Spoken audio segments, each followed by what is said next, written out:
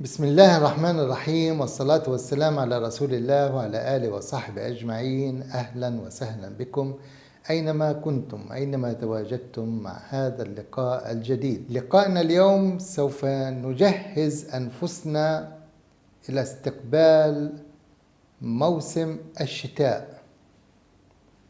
وحين نقول موسم الشتاء يخطر في بالنا أكيد الإنفلونزا، وهذه الإنفلونزا التي في الآونة الأخيرة أصبحت الشغل الشاغل لكل العالم، وصنعت بنا ما صنعت، وأوقفت حال ما أوقفت، وعملت العجائب.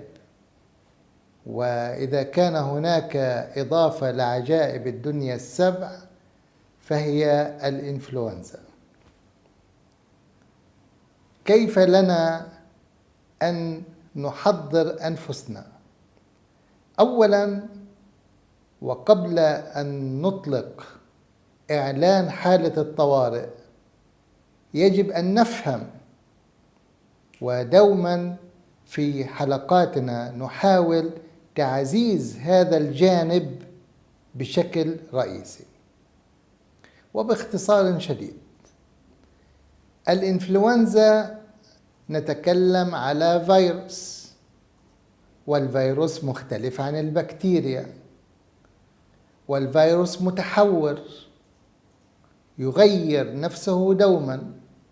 بمعنى بسيط، حين يدخل أي جسم غريب أجسادنا تأتي الإشارة لجهاز المناعة ويقول له دخل جسم غريب بالمواصفات التالية 1 2 3 4، ويبحث عنه ويطرده من الجسم. تمام؟ فإذا كان جهاز المناعة قوي بكل ما تحمل الكلمة من معنى، كان هناك اصطياد ماهر لهذا الفيروس أو لهذه الكائنات المختلفة. ولكن إن لم يكن ذلك، فيستطيع في هذا الوقت الزمني السريع أن يتحور في داخل الجسم، وحين يصحو جهاز المناعة لكي يبحث عنه لا يجده، لأن المواصفات اختلفت، ويقول خلاص الوضع آمن ولا يوجد أحد بهذه المواصفات. وهنا تبدأ المشكلة. إذن يجب أن نقوي جهاز المناعة ونضع في أهبة الاستعداد القصوى، لأنه لا يجوز غير ذلك. لا ينفع أن نقوي فقط، أن نقوي بشدة حتى يتعامل بسرعة فائقة للهجوم على هذا الفيروس. هذه المعلومة الأولى.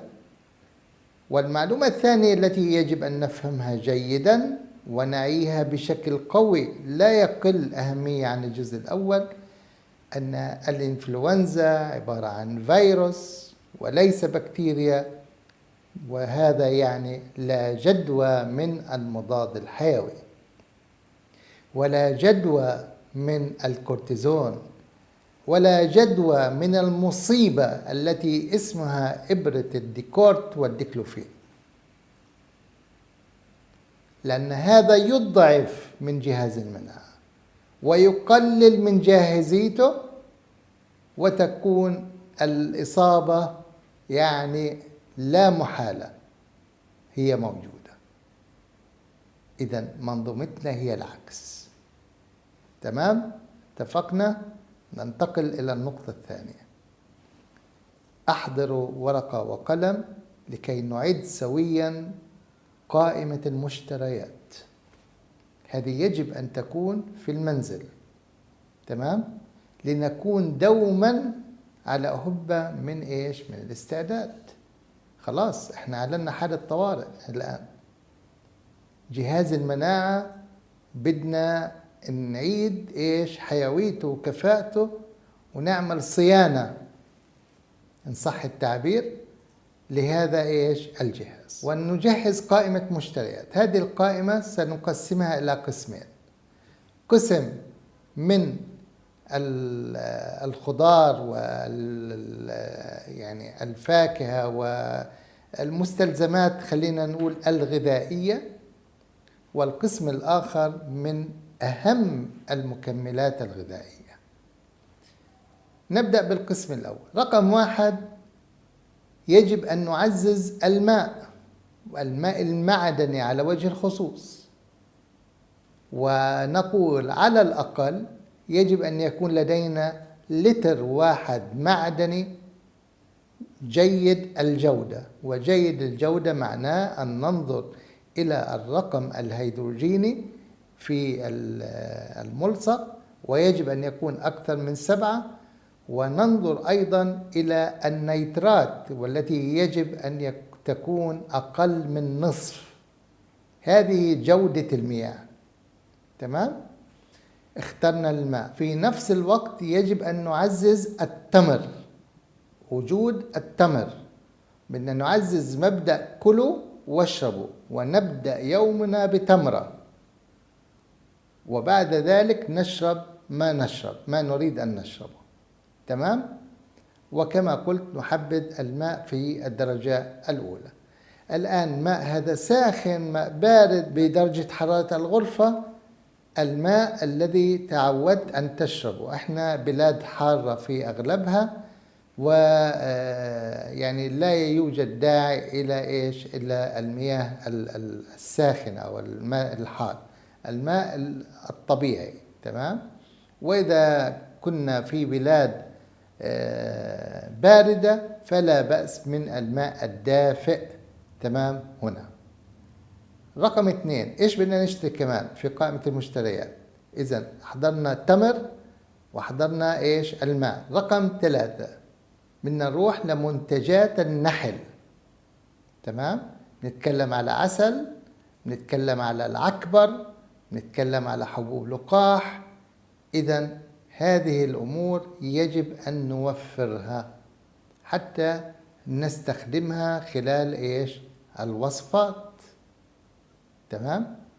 رقم 3 أو رقم 4 أو النقطة التي يليها: يجب أن نوفر الحمضيات، وأبدأ بالليمون لأنه هذا يستخدم دوما وراح نستخدمه في العديد من المشروبات.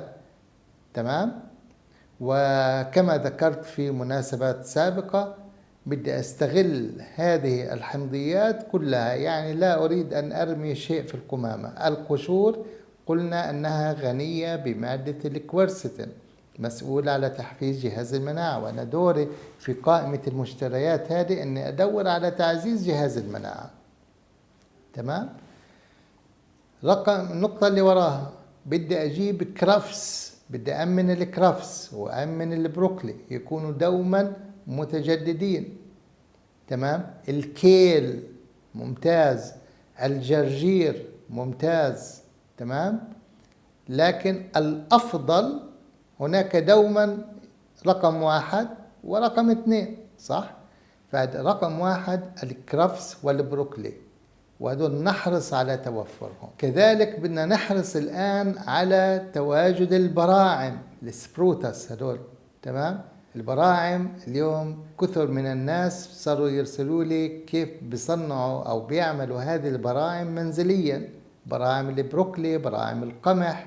تمام؟ وهذا طبعا شيء رائع جدا جدا لجهاز المناعة. أوراق الزعتر. تمام؟ أوراق القريص، هذا موسم، يجب استغلال نباتات الموسم وفاكهة الموسم وكل شيء له علاقة في الموسم. هذا الجزء الأول من المشتريات كما تلاحظون إنه مرتبط مع بعض البعض، ووصفاته متقاربة، يعني هي مشروبات في الأغلبها. تمام؟ ممكن نعمل عصير الليمون مع الكرفس، عصير الليمون مع البروكلي، المزيج ما بينهما، نحلي بالعسل، نضيف العكبر. كل ساعتين بدنا مشروب ساخن. تمام؟ من هالخيرات هذه. عشان ما عملنا لكم قائمة مشتريات كبيرة. تمام؟ فممكن كل ساعتين أعمل شيء، أعمل مغلي قشور الحمضيات، هذا مشروب. مغلي اليانسون النجمي، مناش ننساه. تمام.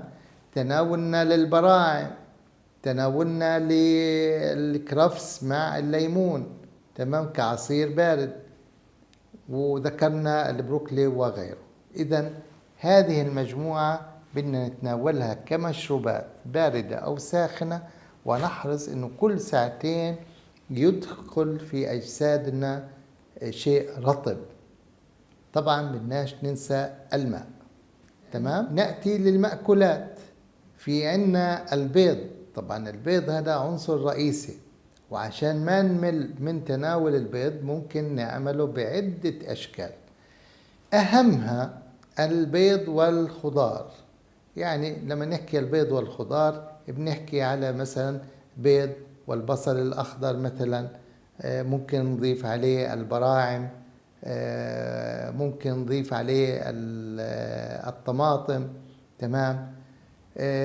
مرة نعمل البيض بالمشروم بالفطر، ممكن نعمل البيض بالمسلوق، مرة يابسا مرة طريا، البروشت هذا. إذن بنوع في اختيار التنوع البيض.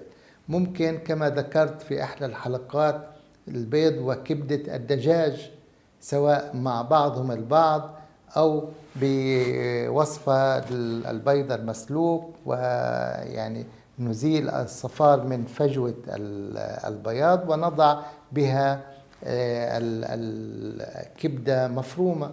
تمام. إذن ننوع هنا وبعد ذلك طبعا لا ننسى الصفار نضعه مرة أخرى على الكبد، وبالتالي نحصل على قيمة تغذوية من الكيتو والكوليسترول، ومعززا للفيتامين د الذي سوف نأخذه لاحقا ضمن المغذيات، ضمن المكملات. طبعا لا ننسى كطبق رئيسي لا ننسى الخضروات، تحديدا البامية، الملوخية، لأنهم كما ذكرنا غنيين في المواد عديدة التسكر التي لها شأن في تقوية جهاز المناعة، بالإضافة طبعا لصفاتها الأخرى كمضاد التهابات وغيرها. لا ننسى الأسماك كمصدر رئيسي من الأحماض الدهنية، والتي تعمل على تحفيز أيضا جهاز المناعة.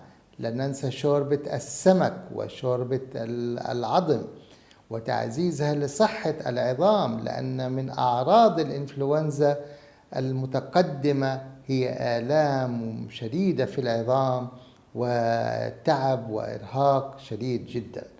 إذن هذه قائمة من المشتريات يجب أن نعزز بيوتنا بها خلال فصل الشتاء، ومن خلال إعلاننا لحالة الطوارئ التي ذكرتها.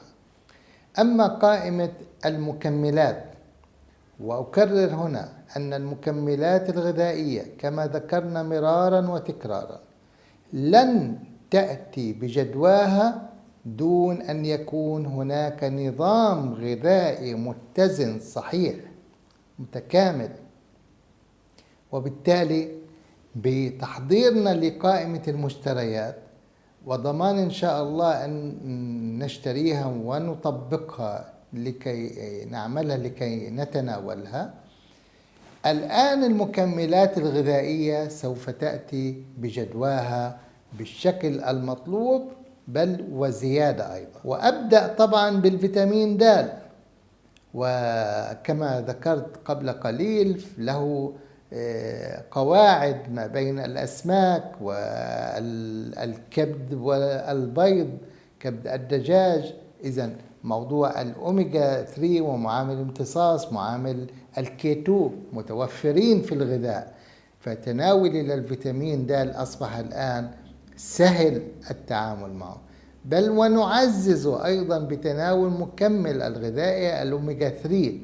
ليش؟ لأنه قد تكون الوجبة أو الشهية ضعيفة، لا نأكل القدر المناسب من الطعام، وبالتالي نعززه بالمكمل الغذائي. من المكملات الغذائية الهامة جدا أيضا مقوية لجهاز المناعة وداعمة له بوجود النظام الغذائي وهذه المنتجات الرائعة التي ذكرناها قبل قليل، الإكيناسيا. الإكيناسيا رائعة جدا جدا جدا في تعزيز جهاز المناعة وتقوية كلا الحاجزين الأينيت والأدابتيف إميون سيستم، الحواجز الأولى في تقوية جهاز المناعة، وبالتالي هم من الضرورة يكونوا أيضا ضمن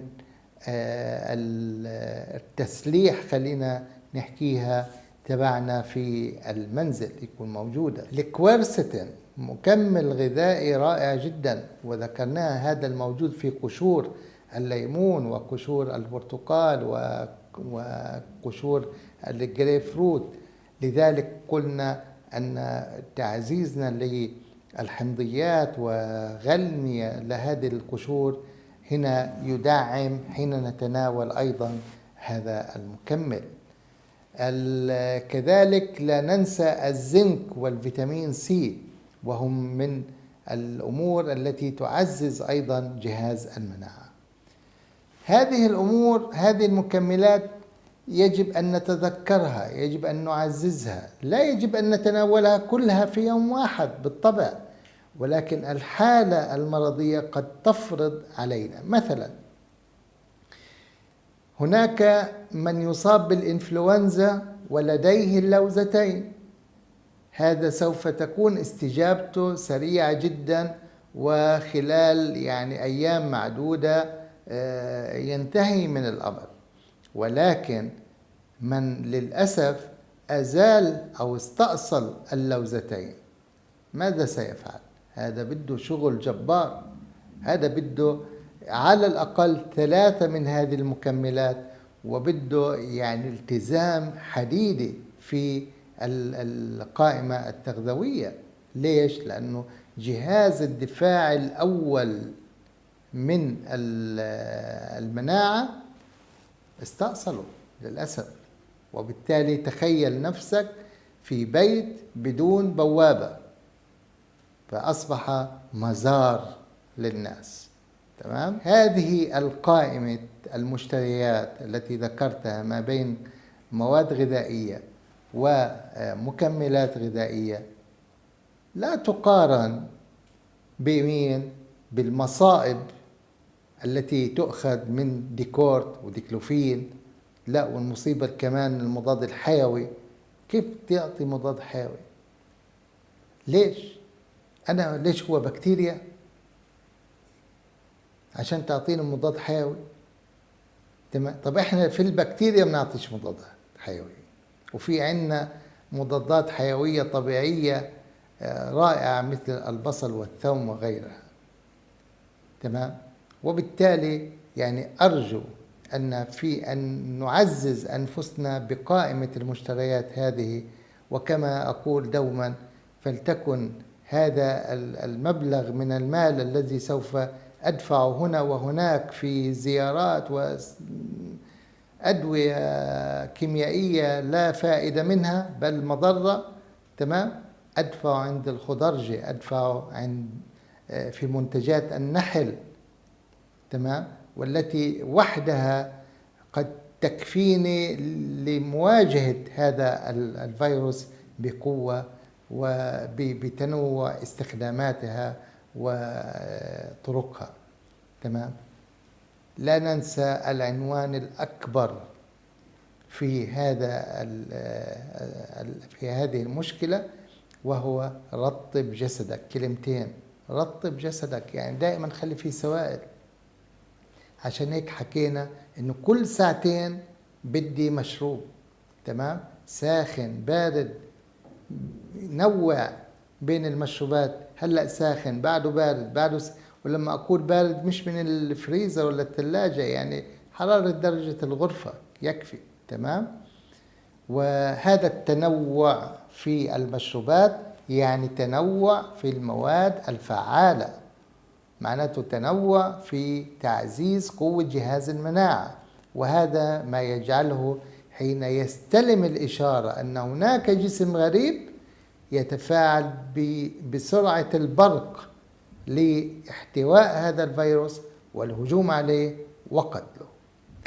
هذه قصتنا مع الإنفلونزا، وهذه قصتنا مع التحورات، وبالتالي يجب الانتباه جيدا وكيفية التعامل معها. ولا يجوز لنا أن نختم هذا الفيديو بدون التحدث على واحدة من أشد أعراض الإنفلونزا ألما، وهي آلام العظام، ولكن بوصفاتنا البسيطة القيمة السريعة، وأقول سريعة جدا كمان. لا ننسى هذه الوصفتين.